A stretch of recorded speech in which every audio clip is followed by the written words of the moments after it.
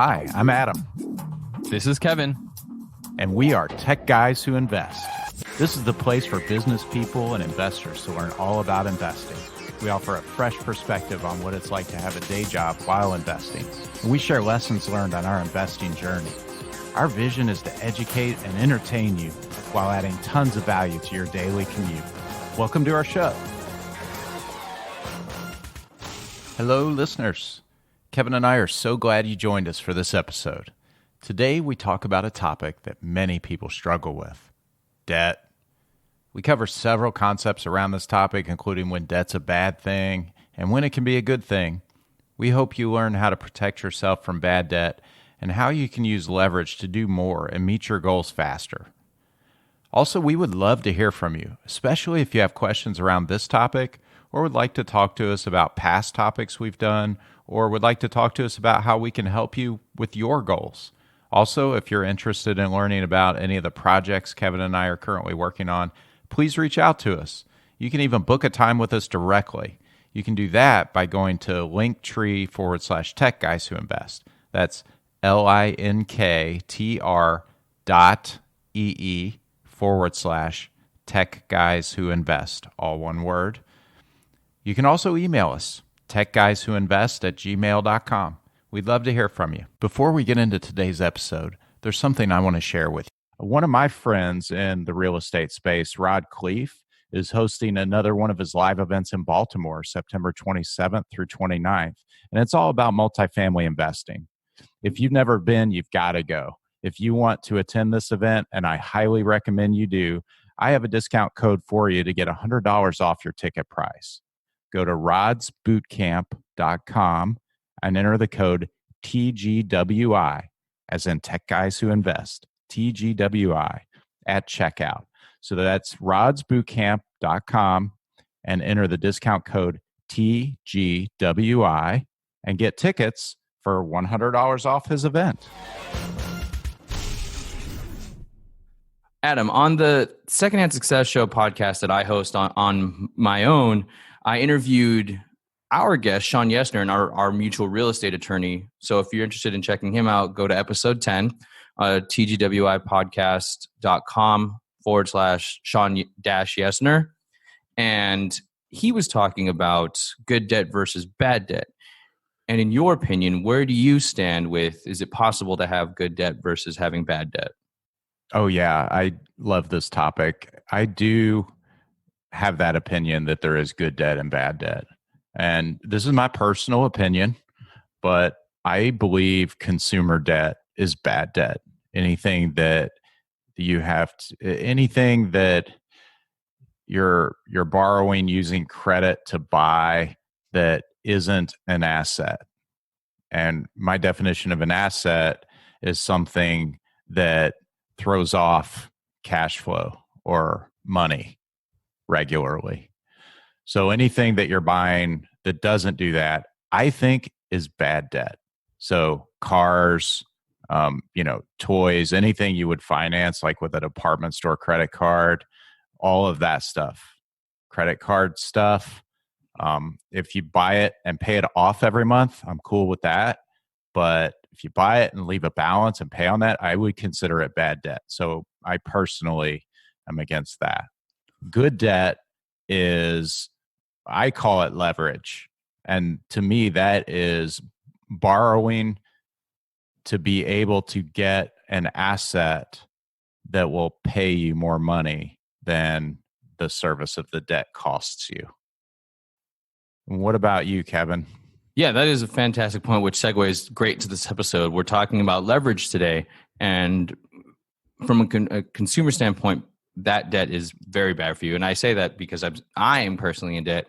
And it's not fun to have. It's so easy to accrue the debt. It's ridiculously easy. And then that's what's the craziest part of it.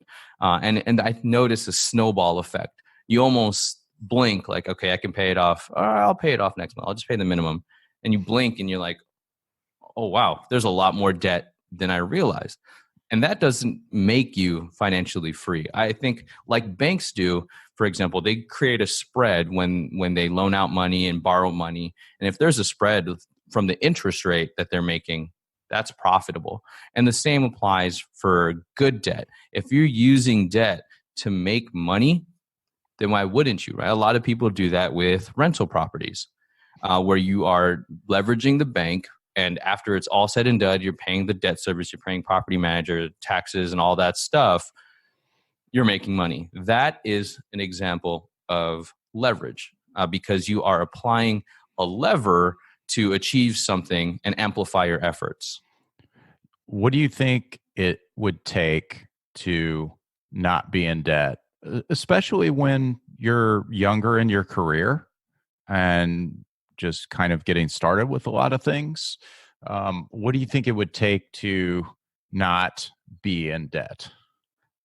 So I would think that it would take self-control as the first thing. But then part of that self-control is understanding what it is that really matters to you and then budgeting accordingly. I'm not here to tell you that going to grab a cup of coffee, you shouldn't do that ever. Will it add up? Yeah, absolutely. If that coffee really means a lot to you, helps you get your day going, find somewhere else where you can kind of detract from that. For me, I spend money on the gym. I have a weightlifting coach because all of those things are important to me. Then I need to sacrifice somewhere else.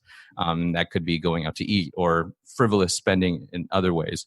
So I think understand like a level of self-awareness, what you want, what you really are willing to spend money on, and then self-control, figuring out a way to be disciplined about not spending it on frivolous stuff. So with that, I think that our willpower isn't the greatest thing.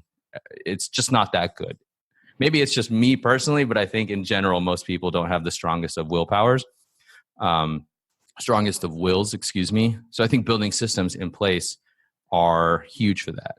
And yeah, and it's tough. I mean, like to be honest, it is difficult.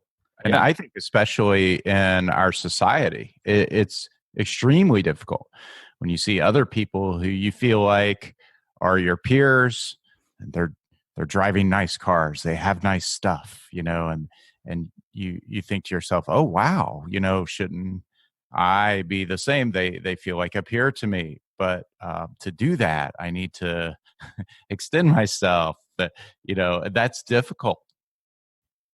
yeah, I think that it's you touched on something, and not comparing yourself to others is a huge thing, because a lot of people will do things for the sake of external judgment, meaning they will do things so that they look better on paper or at a surface level, but at that same time they're also not willing to do things because they fear the external judgment. So I think it's a quite interesting dichotomy of taking action in a good way and in a bad way. Yeah, a lot of this stuff I cover with my daughters, and I know on episode 9 we had a podcast about that. It is important to learn this when you're young, and I think a lot of people don't. They don't have someone to teach them this when they're younger. How it's okay to not keep up with the Joneses and to sort of have an appearance that is in line with your reality, right? You don't have to Absolutely. put on this air of I'm successful because I'm driving the nice car and wearing the nicest, newest clothes and that kind of thing. That doesn't get any easier as you get older, because I work with a lot of people, and I tell you what, the toys just get more expensive. People who are driving some really nice cars, and I just can't help but think to myself, I wonder how other aspects of their financial life are, to be driving a car that nice. I personally would have to have a lot higher net worth to feel comfortable doing that. Sure, I agree with you. So I think if I can surmise our opinions together, if you can use debt to generate an income, then that would be what we consider more of leverage, and it's quote unquote good debt to have, because you're basically able to achieve more by using the system. That's where applying the lever comes in. Is that a correct summary of where I think we both stand? Yes, I'm in agreement with that. I fully support using leverage. In fact, it's a critical part of my strategy, and I see it as being able to do more with the money than you otherwise could. Yeah. So I think to that point is you have to do the math. If you utilize leverage, if you get debt, if you accrue it, to purchase an asset, will the debt be paid off given the income that it's generating? If it does, then you totally should do it. If not, then you're not really making an investment, right? You're just losing money. You're not getting any cash flow. And I guess another interesting thing to talk about with regards to leverage is it in terms of it being part of your strategy, it really does depend on where you are in your investor journey. So when you're trying to scale up like you and I both are, it's critical to use it. At some point, though, we won't be as interested in scaling up as we will in rebalancing. And at that point, we'll stop doing that, right? We'll have other tactics we're taking to rebalance. But when you're trying to scale up, if you have $100,000 to invest, you can go pay cash for one rental house, and that's going to be great, and that's super secure and very low risk because it's paid for, and you can tightly manage the maintenance and capex expenses. But if you're trying to scale up and you want to grow your portfolio, you could go buy 5 rental houses by making 5 $20,000 down payments and financing the remainder of the balance on those. And now you've got 5 houses that are working for you.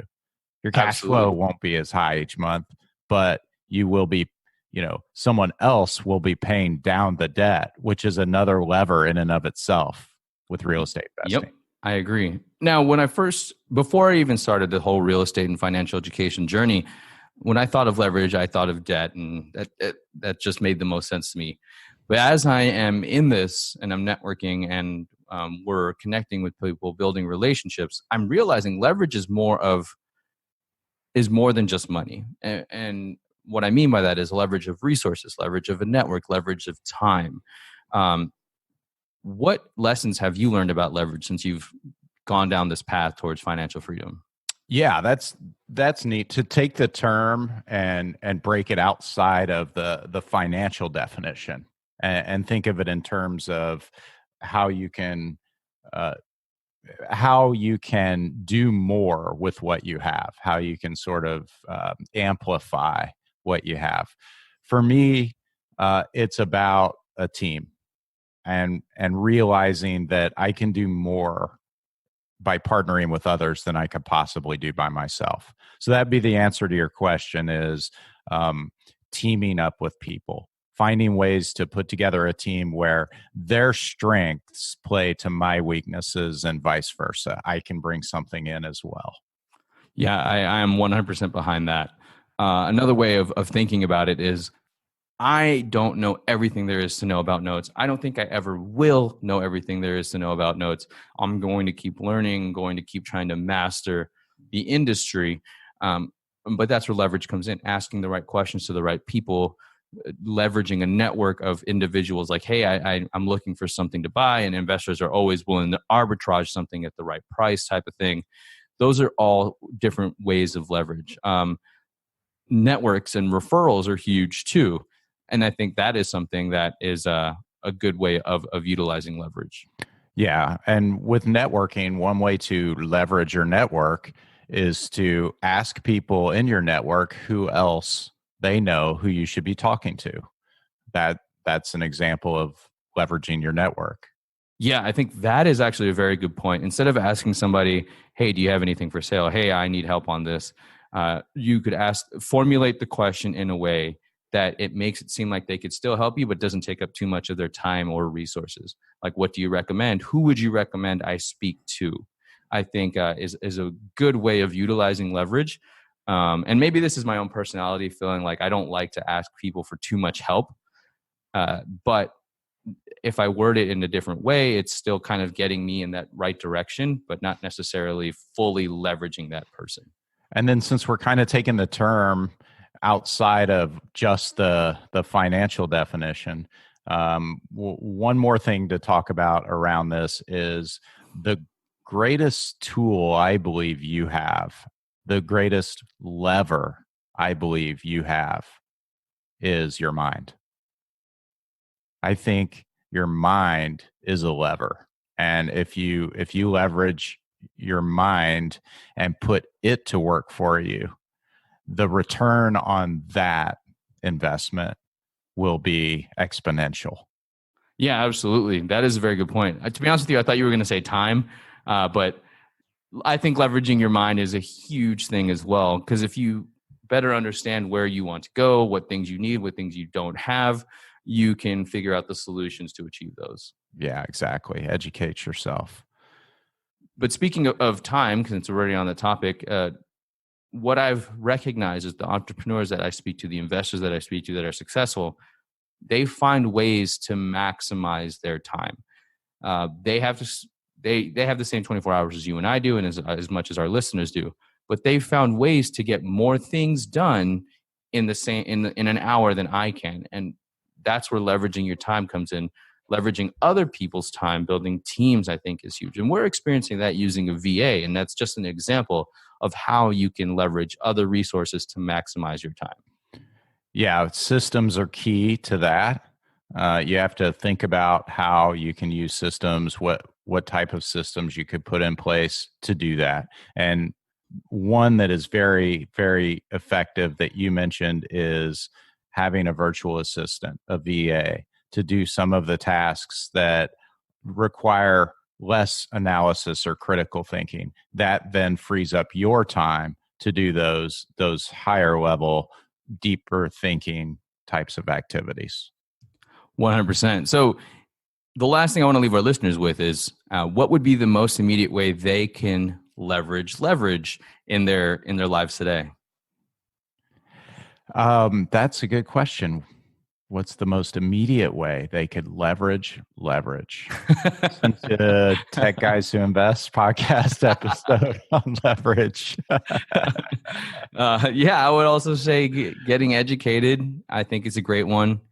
And talking to people, finding people that effectively are doing what it is that you want to do and getting on their calendar somehow or getting into their network, whether it's attending an event, going to one of their seminars, just talking to people to learn more. I think learning is probably, in my opinion, the most immediate way you can use leverage. And Kevin, one way they can do that is to talk to us. I mean, we would love to talk to our listeners. So why don't you reach out to us? You can get a hold of us by email, through social media. You can find us on our website, tgwipodcast.com. Kevin and I would love to hear from you. So if you want to reach us out on Instagram, for example, it's at Tech Guys Who Invest. Our email is techguyswhoinvest@gmail.com. If you want to shoot us an email, as Adam mentioned, you can get on our calendars, tgwipodcast.com, /contact. So pick a time that works best with your schedule. We know you're busy and we're flexible with our time, and we'd love to help you figure out a lever to get the ball moving in your life. Thanks, everybody. That's it for this episode of Tech Guys Who Invest. This is Adam. And this is Kevin. Thank you so much for listening to us. Don't forget to join our Facebook page where we're building a community of investors so that we can share ideas, tips, and other ways to help us get out of the rat race. If you found value in this podcast, it would mean the world to us if you could share it with your network. Lastly, we love feedback. It's how we get better. So if you wouldn't mind spending 30 seconds and leaving us an honest review on iTunes or Stitcher or whatever platform you're using, that would be super sweet. If you want to get on Adam or Kevin's calendar, go to tgwipodcast.com/contact. We want to help you invest safely, wisely, and ultimately get you out of the rat race. Thanks again.